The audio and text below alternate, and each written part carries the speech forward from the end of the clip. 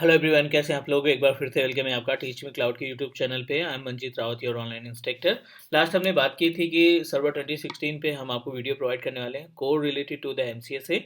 और ये उसका उस पर्टिकुलर सीरीज की उस पर्टिकुलर प्लेलिस्ट की पहली वीडियो है। आप डे वन बोल सकते हैं, क्लास वन बोल सकते हैं। और इसमें हम आपको डिफाइन करने वाले हैं एजेंडा। पहले तो हम जानने की कोशिश करेंगे कि कंटेंट कौन कौन से कवर करने वाले हैं, और साथ ही साथ हम 2016 का इंस्टॉलेशन भी देखेंगे कि कैसे हम अपने एक पर्टिकुलर सिस्टम पे एक वर्चुअलाइजेशन टूल की हेल्प से अपना पूरा इन्वायरमेंट या पूरा लैब जो है अपने पास इस 16 की, वो हम कैसे इस्टेब्लिश करते हैं। तो चलिए, पहले भी हमने बात की थी कि ये जो सीरीज होगी, ये जो प्लेलिस्ट हम अपलोड करेंगे, इसमें प्रॉपर ब्लूप्रिंट फॉलो करेंगे। जो भी माइक्रोसॉफ्ट का 740 का कंटेंट है, उसमें से जितने भी कंटेंट है वो सभी हम कोशिश करेंगे कवर करने के लिए। तो ये पहला सर्टिफिकेशन है, क्योंकि यू नो दैट कि एमसीएसए के सर्टिफिकेशन की जब हम बात करते हैं तो तीन पार्ट में कैटेगराइज किया गया है। मीन्स इस कंटेंट ज़्यादा होने की वजह से तीन डिफरेंट सर्टिफिकेशन में इसको डिवाइड कर दिया गया है। 740, 741 एंड 742, ये तीन डिफरेंट सर्टिफिकेशन आपको कंप्लीट करने पड़ेंगे अगर हम कंप्लीट एमसीएसए सर्टिफाइड होना चाहते हैं। तो पहले सर्टिफिकेशन के कंटेंट की बात करें तो as per the name suggest, installation, storage and compute with Windows Server 2016। तो ये पूरा एजेंडा होगा। और इसमें से जो मीन्स इस पूरे सर्टिफिकेशन के अगर हम कोर कंटेंट की बात करें तो पहला जो है installation of Windows server in host and compute environment. So host and compute environment का मतलब ये हुआ कि कैसे हम इसको बेस मशीन पे इंस्टॉल करते हैं, और बेस मशीन पे इंस्टॉल करने के बाद किस तरीके से इसके अंदर हम कंप्यूट सर्विस को मैनेज करने का काम करते हैं। तो कंप्यूट सर्विस कहीं ना कहीं ये रिलेटेड टू द वर्चुअलाइजेशन है। मीन्स हाइपरवाइजर की हेल्प से कैसे हम मल्टीपल कंप्यूटर इस्टेब्लिश करते हैं, वो सभी पार्ट हम कवर करेंगे।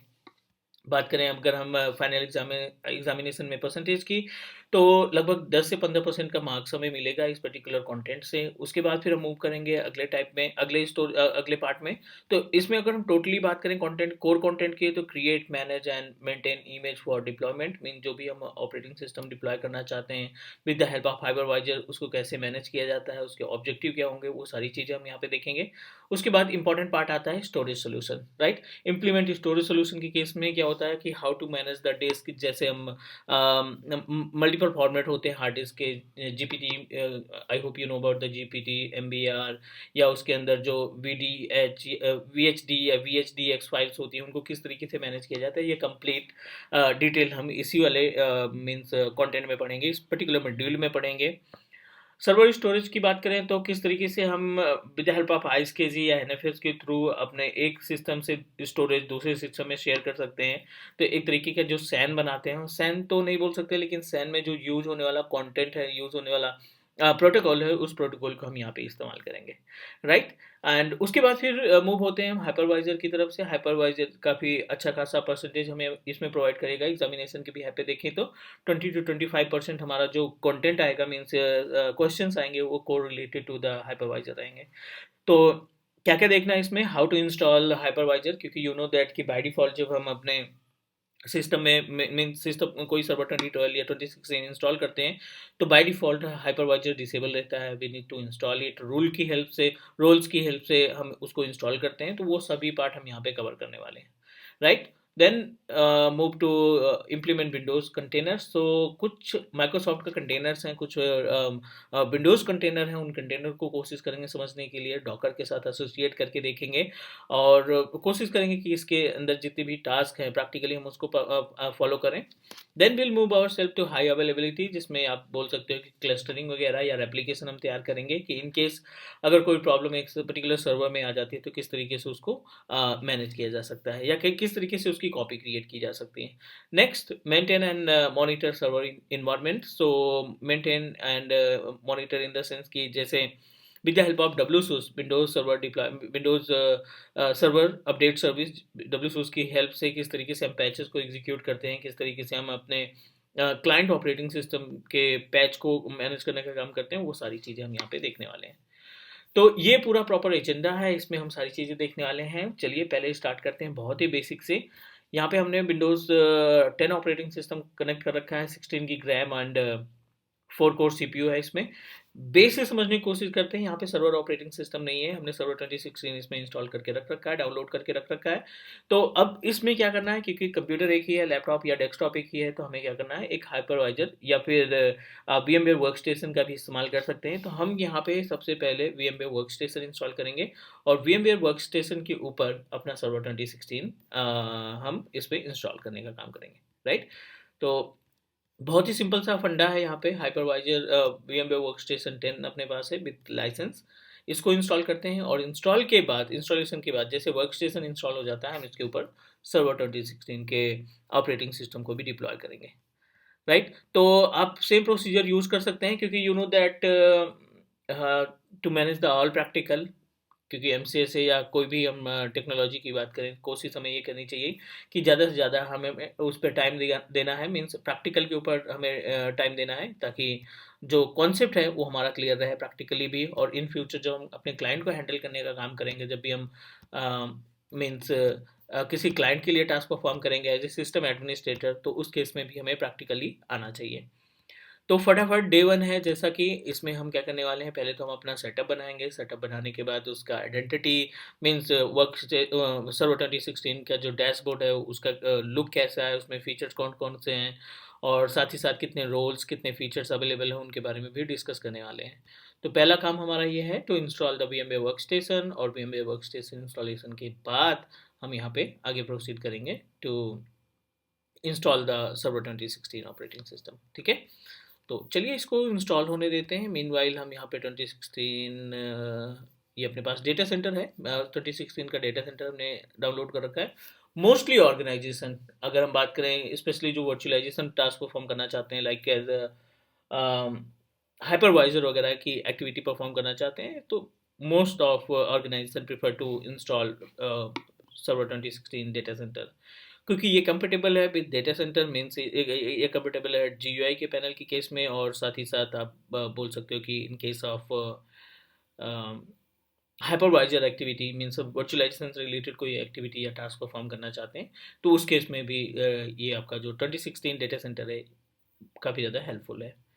तो चलिए पहला ही स्टेप है यहाँ पे, और इंस्टॉलेशन वर्क स्टेशन का इंस्टॉलेशन करने के बाद हम मूव करेंगे अपने VMware वर्क स्टेशन के पैनल पे, और वहाँ पे इंस्टॉल करेंगे 2016 का operating system, right.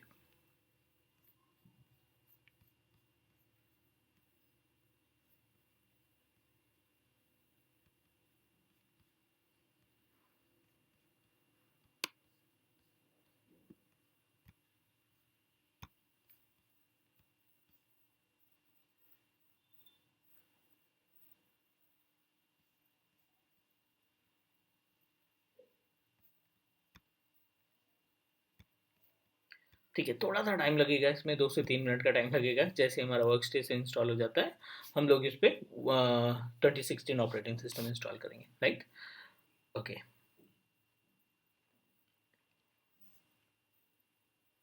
Meanwhile guys, just want to inform you कि हमने जो VMware वर्चुअलाइजेशन में 7.0 की सीरीज है उसको भी स्टार्ट कर दी है मीनवाइल। और आप जाके चेक कर सकते हैं कि हमने प्लेलिस्ट में 1-2 वीडियो भी अपलोड कर ली है। डेली बेसिस पे आपको वीडियो मिलेगी। लास्ट हमने कल वीडियो अपलोड की थी। Now may be daily basis पे आपको एक वीडियो 100% सर्वर 2016 के MCS से पार्ट में, और VMware वर्कस्टेशन के 7.0 में भी आपको डेली बेसिस पे वीडियो मिलेगी। चलिए वर्क स्टेशन हमारा रेडी है। वर्क स्टेशन रेडी करने के बाद हमें क्या करना है, इसमें इंस्टॉल करना है सर्वर 2016, ठीक है। तो 2016 इंस्टॉल करने के लिए आप सिंपल सा प्रोसीजर यूज़ करोगे। फाइल पे क्लिक करोगे, यहाँ पे टिपिकल पे जाओगे and next. Another important part, ये वो प्लेस है जहाँ पे आप अपने ISO इमेज को असाइन करेंगे। तो हमने 2016 डाउनलोड किया है और इस 2016 ऑपरेटिंग सिस्टम को असाइन कर देते हैं।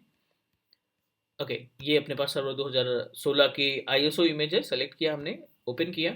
प्री रिक्विजिट के बारे में बात करेंगे, अभी हम इसको प्रोसीड कर लेते हैं। प्री रिक्विजिट इसकी ये है कि 1.4 गीगाहर्ट्ज का CPU और लगभग 1 GB के आसपास रैम होनी चाहिए।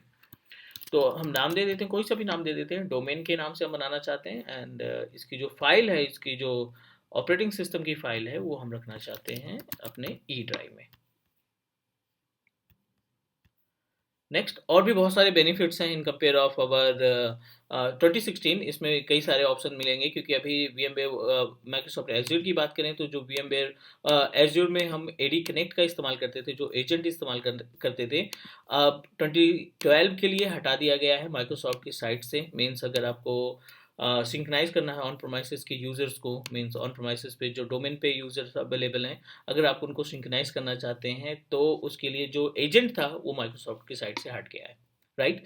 सो इट मीन्स दैट 2016 जो है बहुत ही जल्द मार्केट में, मीन्स मोस्टली ऑर्गेनाइजेशन प्रेफर करने लगेंगे, मीन्स माइग्रेट करने लगेंगे सर्विसेज को, क्योंकि कहीं ना कहीं हर एक ऑर्गेनाइजेशन जो है अभी हाइब्रिड इन्वायरमेंट सेटअप तैयार कर रही है, तो डेफिनेटली उनको एज्योर के साथ चलना पड़ेगा, माइक्रोसॉफ्ट के चेंजेस के साथ चलना पड़ेगा, कि माइग्रेशन के लिए जो थर्ड पार्टी टूल्स या माइक्रोसॉफ्ट के जो अदर टूल हैं उनको किस तरीके से कंफर्टेबल बनाया जा सके, राइट।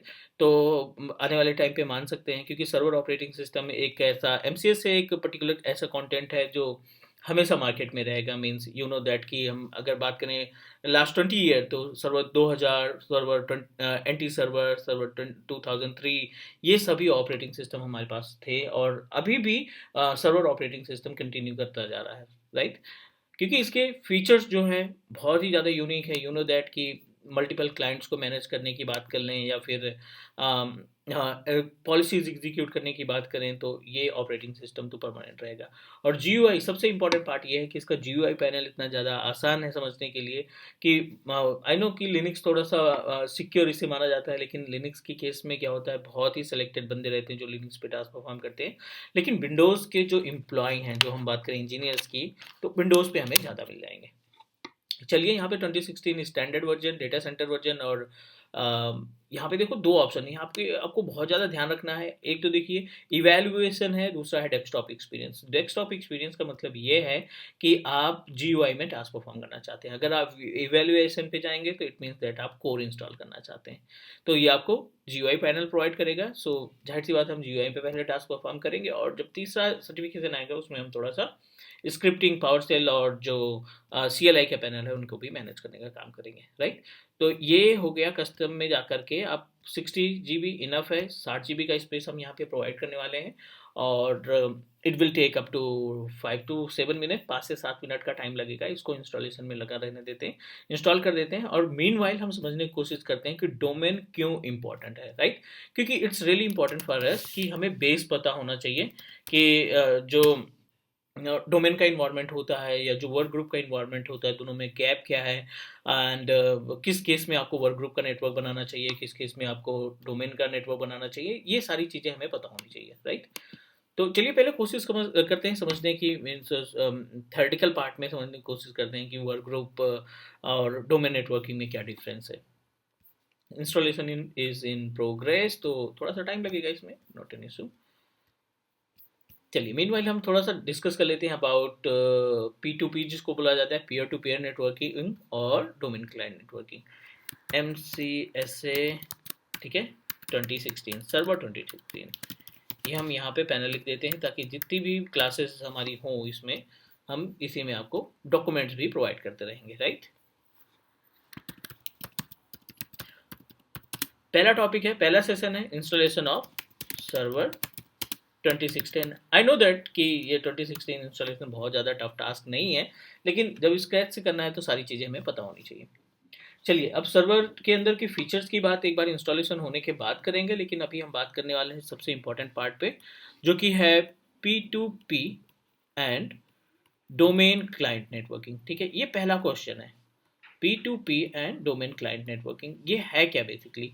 P2P क्या होता है, मान लीजिए अपने पास कुछ सिस्टम्स लगे हैं, ठीक है। ये अपने पास कंप्यूटर है, मे बी ये क्लाइंट है, may be client operating system है, या फिर सर्वर ऑपरेटिंग सिस्टम है, राइट। तो अगर ये सभी सिस्टम एक स्विच से कनेक्टेड हैं, definitely we are able to transfer data, एक सिस्टम से दूसरे सिस्टम में डेटा ट्रांसफर किया जा सकता है, रिसोर्स शेयर किए जा सकते हैं, या फाइल एंड फोल्डर शेयर किए जा सकते हैं। P2P का मतलब होता है पीयर टू पीयर, राइट। या फिर आप बोल सकते हैं वर्क ग्रुप, ठीक है। वर्क ग्रुप में क्या होता है, हर एक सिस्टम को अपने खुद के एडमिनिस्ट्रेटर से लॉगिन होना पड़ता है। जो भी इनका पर्सनल एडमिन रहेगा वो ऑनर रहेंगे, मीन्स एक कंप्यूटर दूसरे कंप्यूटर के ऊपर कोई भी पॉलिसी एग्जीक्यूट नहीं कर सकता, क्योंकि ये सभी सिस्टम हमारे वर्क ग्रुप में है और हर एक सिस्टम अपना खुद का ऑनर है। मीन्स कोई किसी के ऊपर कोई पॉलिसी नहीं लगा सकता, कोई किसी को डेलीगेट नहीं कर सकता, ठीक है, कोई दूसरे कंप्यूटर को कंट्रोल नहीं कर सकता, वो हमारा पी टू पी नेटवर्क के केस में आता है, राइट।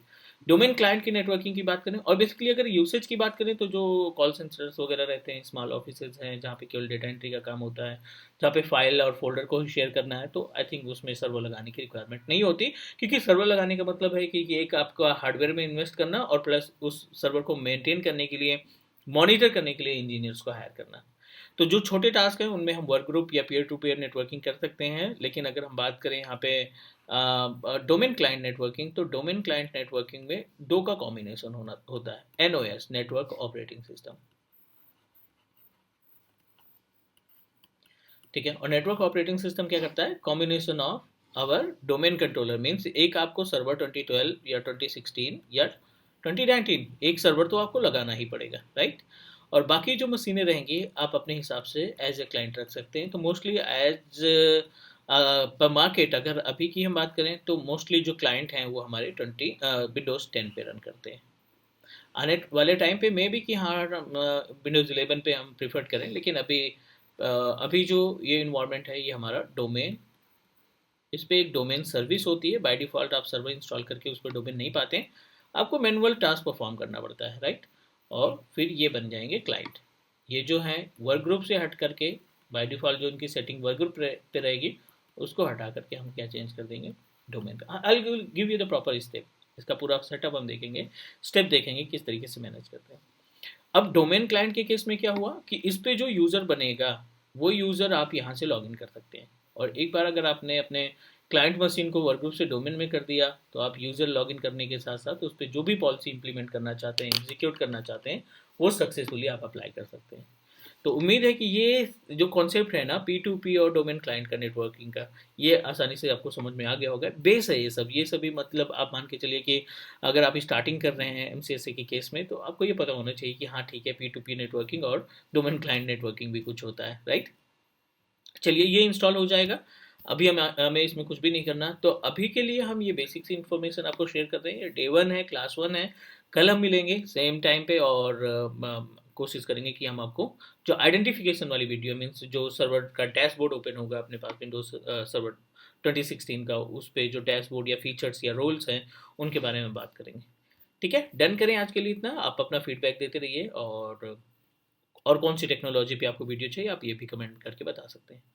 चलते हैं, नेक्स्ट मिलते हैं, टेक केयर, बाय बाय।